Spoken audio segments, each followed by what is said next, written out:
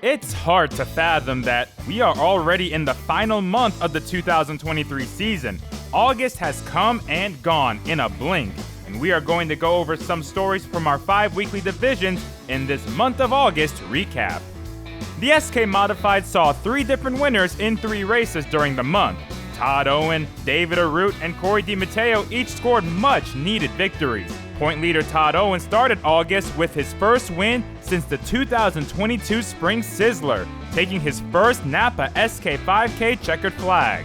Owen felt like there were a few races this year where they could have won, but they finally broke the year-and-a-half-long dry spell in the division's biggest race of the year. David Arute had struggled throughout the season due to mechanical gremlins. Despite stringing some top 10s, the 75 hadn't quite been in winning contention until August 11th.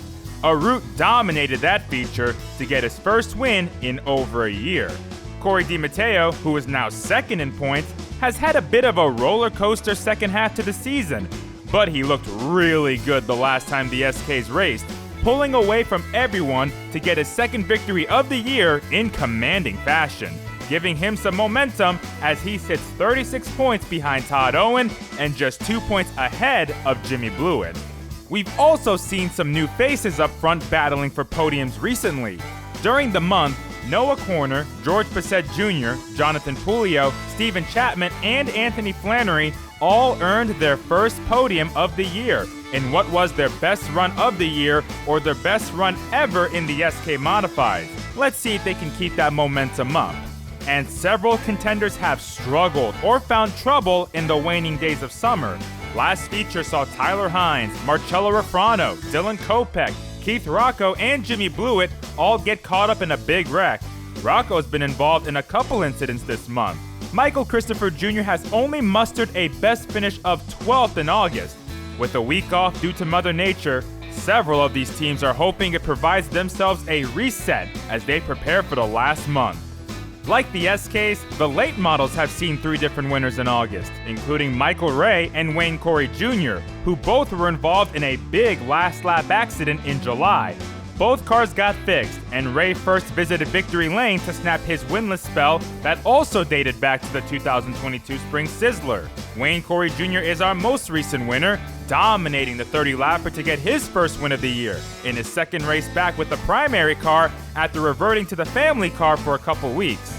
The other winner is our current point leader, Kevin Gambacorta, who made an impressive drive through the field, passing Bobby Sturck III from 3 seconds back to get his 3rd win of the year. Gambacorta holds a 32-point advantage over Tom Fern, who has been one of many victims of the recent attrition in the division. Fern was involved in an early wreck in their last feature, then got black flagged later on, which resulted in a dismal 16th place finish. Tom is among many drivers that have had to deal with adversity over the last month. Among the other drivers is his second cousin, Alex, who took one of the hardest hits in recent memory a couple races ago, severely damaging the 12. Even Gambacorta had to deal with a broken sway bar one night, which provided a brief setback. Drivers like Chris Meyer, Paul Verrecchio Jr., and Tom Butler were able to take bad nights and rebound for top 5 finishes. With how tight this class is, salvaging the best finish possible despite any circumstance is key. In the SK Line Modifieds, the championship battle has tightened big time. Brian Sullivan once enjoyed a point lead large enough to sit out a race, but the month of August has belonged to George Bassett Jr. Mad Dog Jr. has won 2 of the division's 3 features this month, with the other race resulting in a 3rd place finish. He's the hottest driver in the class, and after Sullivan was involved in a late accident 2 weeks ago, Bassett has cut the gap from over 50 points back to just 8. With 4 races to go, Bassett can be considered a huge favorite with the amount of momentum that 39 team has heading into the final stretch. Another big story was the division's first-time winner this year, and it was a popular one. Megan Fuller held off many heavy hitters in the final laps a few races ago to claim her first SK Light Modified win, with the fans going crazy afterwards.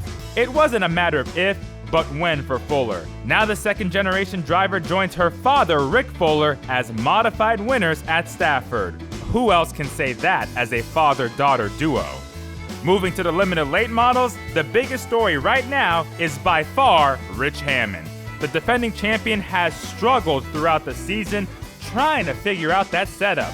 They figured something out now.